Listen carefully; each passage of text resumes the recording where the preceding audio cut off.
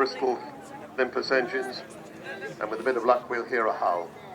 So, welcome to one of the very last flying displays of a British aeroplane that represents the very best imaginative thinking out of the box virtues of aeronautical design and engineering.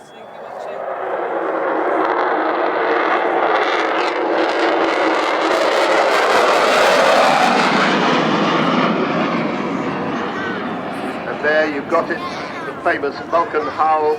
Tell your grandchildren, if they're not here, the Vulcan howl.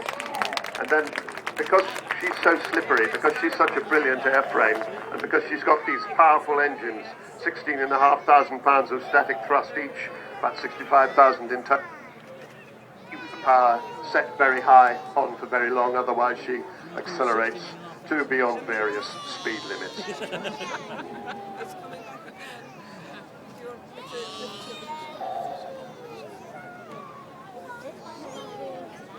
But was drawn on a scruffy piece of paper in about 1946 by the wonderful Roy Chadwick, the man who designed the Lancaster. So eventually Vulcan flew only 11 years, the first of the Lancaster, 1941 Lancaster, 1952 Vulcan.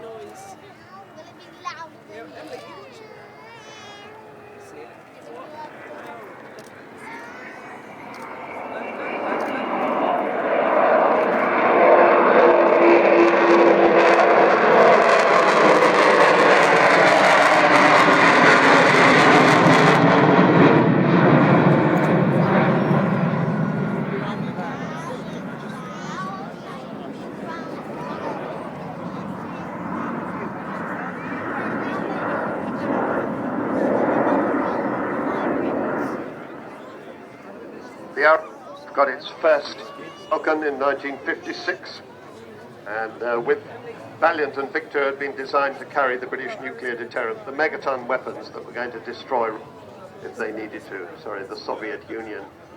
Of course, it was Russia and the Soviet Union that eventually backed down in that Cold War, and Vulcan was one of the very important factors that caused that to happen. You'll see that Martin has put the wheels down on the Vulcan now. As they come by up to the center of the display, you'd expect to see them retracting again. They're not landing here today, but if you've got binoculars, you'll be able to count them. There are 18 wheels altogether, 16 on the main undercarriage and on the nose undercarriage.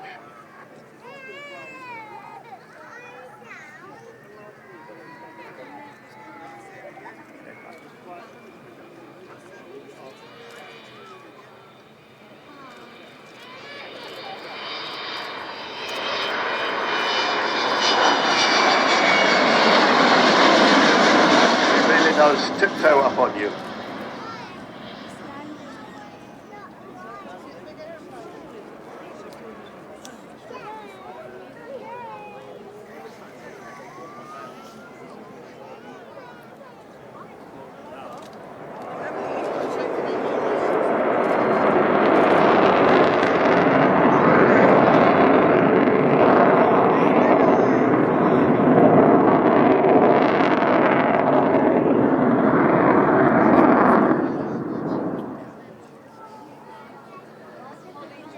So, after Vulcans had gone out of service, they were still so popular in the Air Force that they kept this aircraft, one Vulcan, on as the Vulcan flight, Vulcan display flight.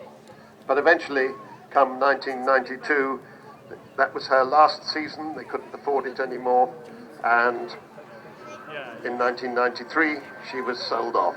Fortunately, she was sold to David Walton. Without him, this aeroplane would not be here today. Bomb bay opening. See the bomb doors open there. That is the heart of the bomber. That's where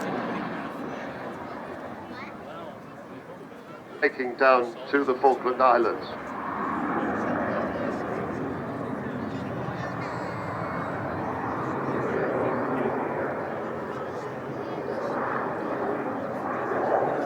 All that's carried in the bomb bay these days are the names of a lot of Vulcan supporters. people who've contributed some of the £23 million it's cost to get her to this stage. As she comes by this time, watch for the bomb bay doors closing.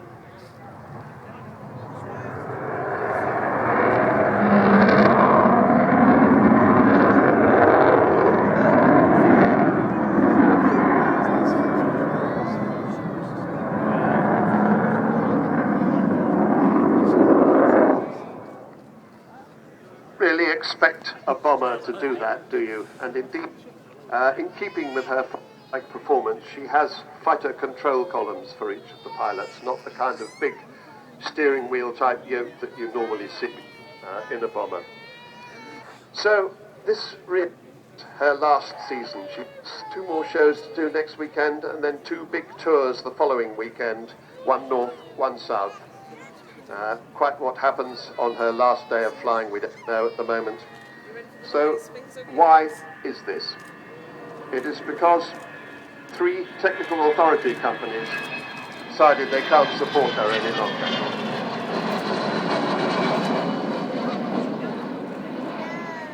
Those companies are BAE Systems, Rolls-Royce and Marshall Aerospace.